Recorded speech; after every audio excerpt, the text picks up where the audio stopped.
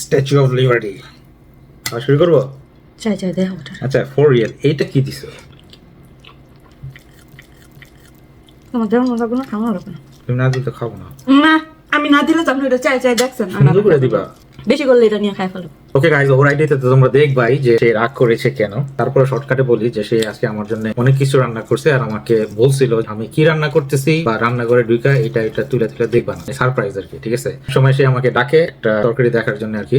আমি জাস্ট বলছি যদি তুমি দেখো উপচার পড়তেছে জাস্ট 2 সেকেন্ডের জন্য একটা জায়গায় গেছি, মানে আমি জানি এটা পড়বো না, এটা গিয়ে সব খুলে খুলে দেখতেছি কোনো আওয়াজ পাই না কিচেনের থেকে, কোনো কিছু না, আওয়াজ পেলে জাস্ট চুলাটা বন্ধ করি এই 2 সেকেন্ডের মধ্যে। আচ্ছা, ওই পাতলাটার সামনে একটা সুন্দর আরেকটা পাতিলা কিউরিওসিটিতে ঠাস করে হইলে আমি দেখে ফেলছি।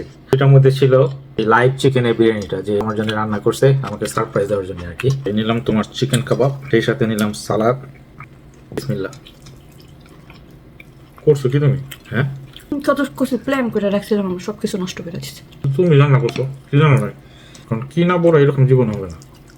আমার না কোনো কিছুই ভালো লাগতেছে না তোমার, মাশাআল্লাহ মাশাআল্লাহ গাইস, এক্সেলেন্ট চিকেন কাবাব। ঠিক আছে, পারফেক্ট, সেই স্বাদ।